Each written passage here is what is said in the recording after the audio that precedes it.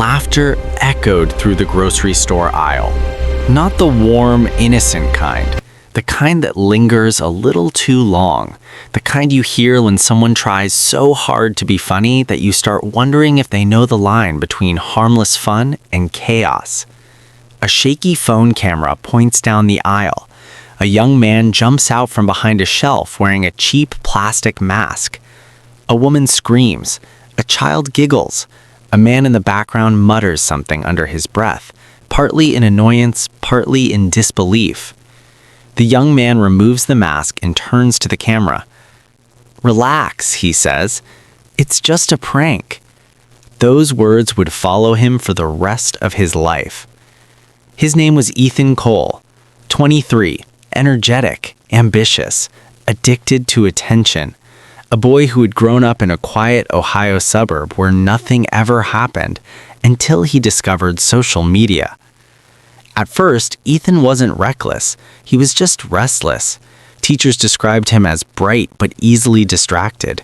His friends remembered him as the guy who needed the room to revolve around him. His mother once said, Ethan didn't just walk into a room, he wanted everyone to notice him. By the time he was 19, Ethan had discovered a new world, YouTube. His first prank video got 312 views. To most people, that's nothing. To Ethan, it was a revelation. For the first time, strangers were watching him, validating him, measuring him by numbers on a screen. Likes, shares, comments, they became the pulse of his existence. Soon he realized that attention could be harvested, it could be quantified, it could be addictive. And once he tasted it, ordinary life felt unbearably bland. His early pranks were harmless. Fake lottery tickets, jump scares in the park, dressing as a mannequin and startling shoppers. People laughed. Comments poured in. Underrated king. This guy is hilarious. Do something crazier next. Ethan read every comment like sacred text. Each view felt like proof he mattered. Each viral moment was fuel for the fire burning inside him. And that fire was growing. Enter Marcus Reed, camera operator, friend, collaborator. Marcus met Ethan during a high school film class. He was quiet, methodical, cautious, the opposite of Ethan, who thrived on chaos. At first, Marcus filmed the stunts reluctantly, but he soon realized that Ethan's charisma and obsession with views were infectious. Ethan didn't just want to be seen, he needed reactions. The bigger, the louder, the crazier, the better, Marcus later told investigators. Over time, Ethan escalated. He staged fake robberies, pretending to snatch strangers' bags while hidden actors intervened. He pretended to collapse in public, covered in stage blood, to test how people would react. Each video performed better than the last. He felt alive when people panicked. He felt empowered when strangers screamed. He believed the algorithm rewarded risk, and he chased that reward relentlessly. Sponsors began reaching out. Fans recognized him on the streets. His subscriber count climbed. But with growth came pressure. Other prank channels were overtaking him. Ad revenue fluctuated. Viewers demanded edgier content. And Ethan hated stagnation. Then came the video that would change everything. Title: I pretended to kidnap my friend in public. Thumbnail: duct tape, tears, panic. It exploded to 2 million views. For Ethan, it was triumph. For the world, it was a warning sign. Backlash followed immediately. Comments accused him of being reckless, dangerous, and reckless. Critics warned, you could traumatize someone. You could get arrested. This isn't funny anymore. Ethan pinned a comment at the top. Relax, it's just a prank. Those 5 words would later echo in headlines and courtrooms alike. Marcus noticed a change in Ethan. He stopped asking if ideas were good, Marcus said later. He only asked if they would go viral. The pressure of fame, the hunger for clicks, the constant chase for the next big thing, it was consuming him. Ethan's pranks became riskier, more elaborate, more unpredictable. Safety, legality, morality, they were secondary. Attention was everything. It was late one night, 2 months before the incident that would make him infamous, that Ethan had an idea. What if we staged a crime scene? Marcus laughed. He assumed Ethan was joking. Ethan didn't laugh. What if it looked real? Marcus froze. He thought Ethan was kidding. He wasn't. The plan was deceptively simple. Stage an assault in a public location. Use fake blood and a prop knife. Have an actor injured on the ground. Capture real strangers' reactions. Reveal it as a prank. Except Ethan didn't want fake. He wanted real fear, real panic, real chaos, real viral potential. People don't react to safe anymore, he told Marcus. 2 weeks later, a teaser video went online. Dark, blurred footage, ominous music, police lights, text overlay, my most insane prank yet. Fans begged for it. Critics warned. Ethan thrived on both. He loved the attention, because attention, good or bad, was currency. The location was a dimly lit parking garage, concrete walls, echoing footsteps, shadows playing tricks on the mind. Perfect for drama. Props were set, cameras hidden, actors positioned, every angle planned, everything controlled. Or so they thought. At 6:48 p.m., the first stranger entered. A man in his 40s heading to his car. He stopped when he heard a scream. The actor screamed again. Blood packs burst. Ethan dropped the prop knife. Marcus filmed. Everything appeared perfect. Until it wasn't. The stranger didn't scream. He didn't run. He didn't panic. He froze. Then he reached into his jacket. Marcus assumed it was a phone. It wasn't. The final audio from that footage captured Ethan saying, "Sir, relax, it's just a prank." And then silence. 3 days later, Ethan's channel went dark.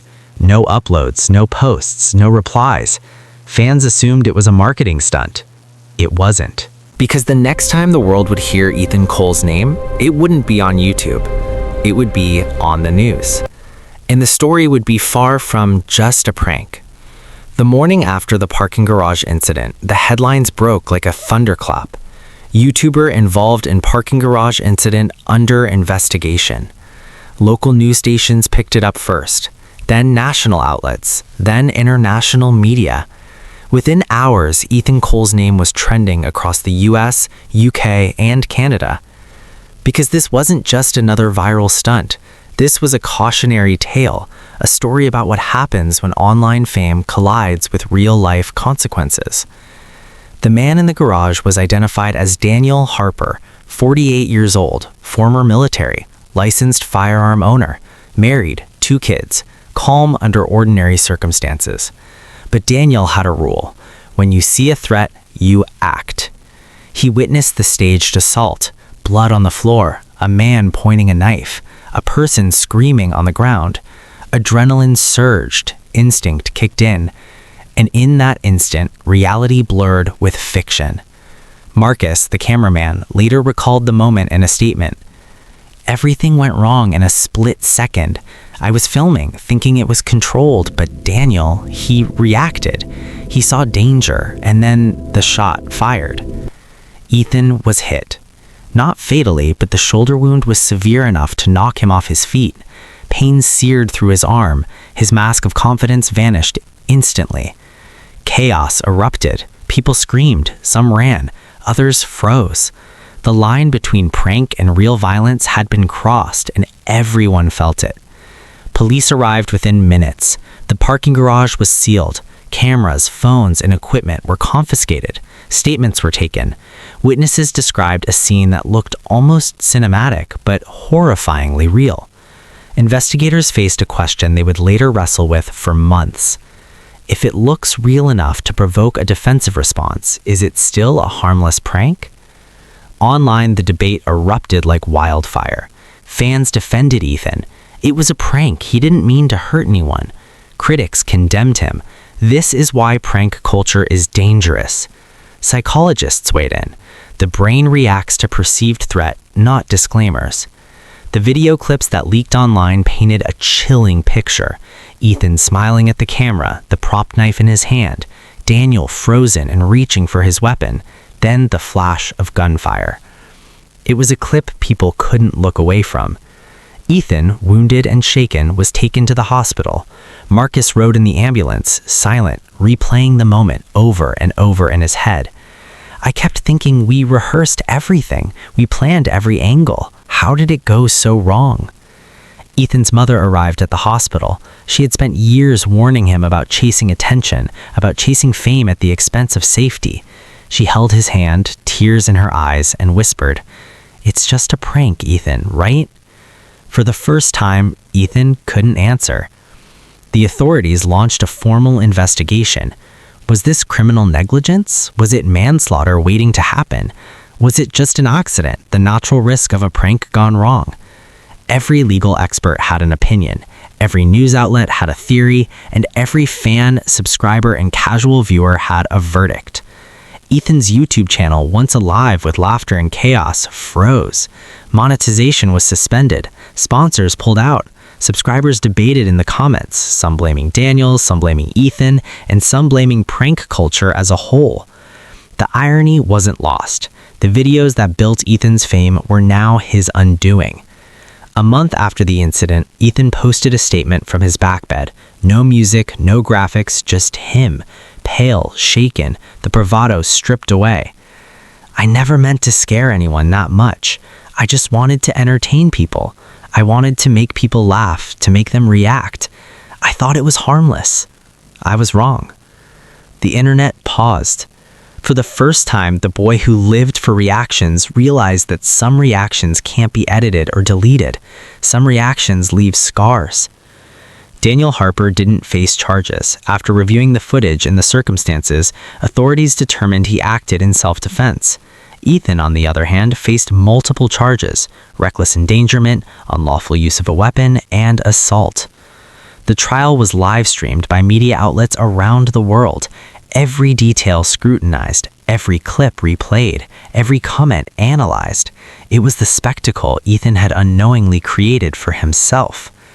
During the trial, Marcus gave testimony. He explained the planning, the rehearsal, the intent, but the judge reminded the jury, intent does not erase consequence. A stunt that could endanger life is not harmless because it was planned. Ethan's videos were evidence, and every view counted against him. The same algorithm he had chased for validation now loomed over him like a gavel. Months later, after a lengthy trial, the verdict came. Guilty on multiple counts. Ethan Cole, once celebrated for his creativity and charisma, became a cautionary tale.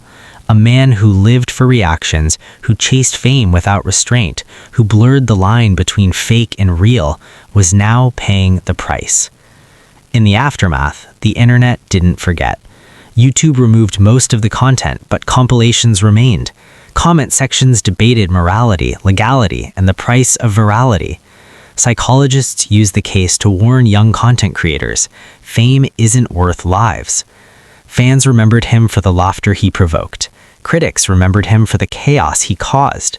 And those who watched closely learned a painful truth. The algorithm rewards extremes, but reality doesn't care about clicks. Reality punishes recklessness. Ethan eventually uploaded one final video. No stunts, no pranks, just a message. Sometimes it's not just a prank. The video ended. No outro music, no subscribe reminder. Just silence. Frozen on that screen were the lessons the world would remember. Attention can be a dangerous drug. Fear is a powerful response. And chasing reactions without considering consequences can destroy everything you've built.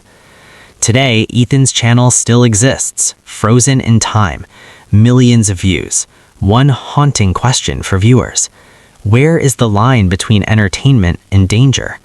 And the answer isn't easy, because for Ethan Cole, that line just didn't blur, it vanished entirely.